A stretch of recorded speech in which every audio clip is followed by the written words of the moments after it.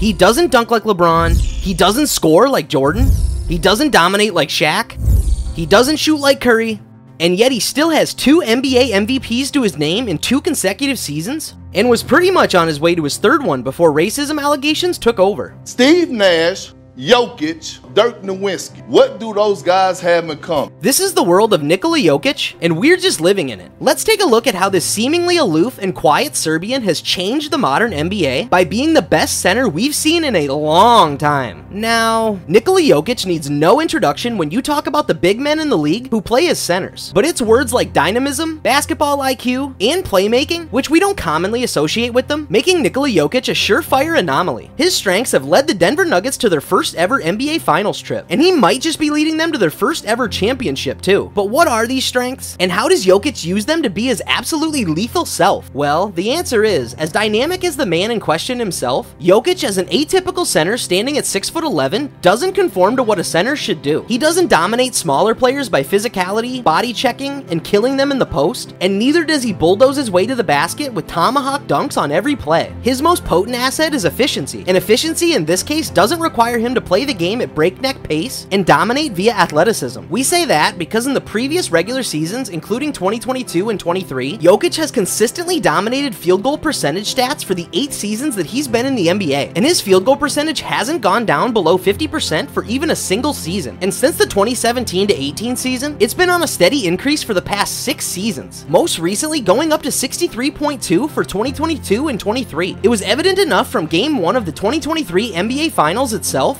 that Jokic doesn't need much to dominate, as he posted 10 points and 10 assists on just 3 shots in the first half versus the Miami Heat. And this deadly efficiency is created by Jokic thanks to him playing to his strengths, where he attacks the basket by dominating his marker, but prefers a soft touch on the basket instead of finishing with force. Jokic is becoming more and more well known for his floaters, and despite being a tall fellow, he is not a dunk specialist. However, he makes up with it with his brilliant mid-range shooting, perfecting a niche move of his own called the Somber Shuffle, a nearly unstoppable one-legged fadeaway shot, which looks inspired by the classic one-legged fadeaway by the legend himself, Dirk Nowitzki.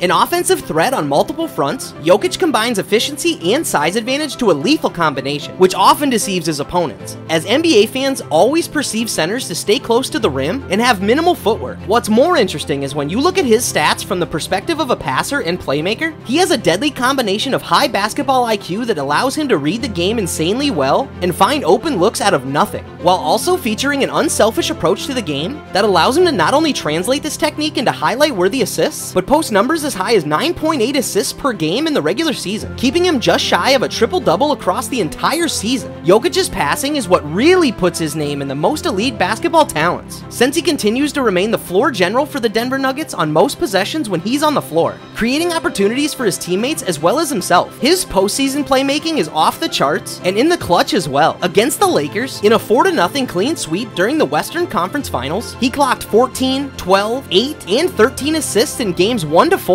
recording less than 10 assists just once. And speaking of his defense, while some may argue that Jokic isn't as engaged overall, he more than makes up for it with his rebounding, deflections, and unconventional yet effective approach as a rim protector, which also is a spectacular use case for his efficiency. Understand how Jokic isn't someone that you'd expect to be elite on defense. When compared to someone like Giannis or Kawhi Leonard, where they dominate the post while sizing up their man and are effective shot blockers. Here, Jokic uses his size, strength, agility, and positioning to size up rebounding opportunities, and then initiate transition plays. His 11.8 rebounds per game in 69 games is second only to Domantas Sabonis, with 12.3 for someone with a minimum of 65 games this past season, and third overall if you include Anthony Davis leading the pack with 12.5 with 56 games played. Jokic remains a prototypical point center, being the heart and soul of the Denver attack by playing to his strengths as a versatile playmaker and an elite offensive threat, while doing his duty on defense with his activity and rebounding. This has often caught multiple NBA teams by surprise, who are now also looking to develop bigs who can play as stretch forwards and stretch big men as capable shooters and potent playmakers, while continuing to utilize their size advantage in the post. However, how do you counter a player who's pretty much a cheat code? You try to double him, he's got a lethal mid-range fadeaway, or the size advantage to just look over the defense and dish a cross-court dime or find a cutter. You give him space to force him to attack the rim, he can just pull up for a 3. You body check him in post plays,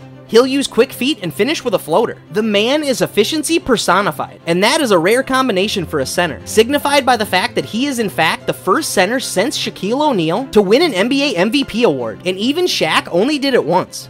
His gameplay goes beyond being an offensive threat himself. Watch how Jokic expertly sets up a screen for Jamal Murray so that he can finish over Caleb Martin. All this in just the first possession of Game 1 in the NBA Finals. And further analysis also revealed how his pick and roll with Jamal Murray has even excelled against the Heat's zone defense, a team renowned for the same in the league. He's been compared to Bill Walton, Arvydas Sabonis, and some even call him the 7-foot version of Larry Bird with a better playmaking ability. But what Nikola Jokic brings to the table is far beyond conventional basketball, as the game undergoes another phase of transition. From hardcore physicality to developing a three-point shot, and now to having a big man on your team who can be a playmaker and be the point of attack. And speaking of three-pointers, it gets better, because not only is Jokic increasing his three-point shooting volume, he's shooting them with his ever so lethal efficiency. In the 2023 postseason, Jokic is shooting a staggering 46.9 from the three, making 1.8 shots for every 3.8 attempted. These stats, as insane as they get, are often underreported, owed to the reputation Nikola Jokic has as a rather camera-shy personality, compared to the kind of NBA stars he's often benchmarked with, be it the likes of legends like LeBron James, or Michael Jordan, or Larry Bird, or his more contemporary competitors like Giannis, Kevin Durant, Steph Curry, or even Joel Embiid. His upbringing in Serbia, and lack of playing time for a big ball club before the NBA, him getting drafted 41st, him changing the game by becoming arguably the most dangerous center on the planet, is a trajectory of a lifetime that is currently capped by 2 MVP awards. So, where do we go from here, and how does Jokic impact the NBA as a whole? Short term, he'll continue to blitz defenses and dominate without being stupendously athletic or needlessly flashy. He won't need to be a ball handler or a freight train like one-man wrecking crew. In long term, his game will pave the way for unorthodox big men to find and hone their personal offense and defensive styles to the game, and it will inevitably make teams plan strategies to contain such players, as well as look for players who fit this profile. All in all, we're in for a treat. And we certainly hope that Nikola Jokic continues to dazzle us with his no-look passes and butter-like floating layups, while on his way to potentially his first ever NBA title.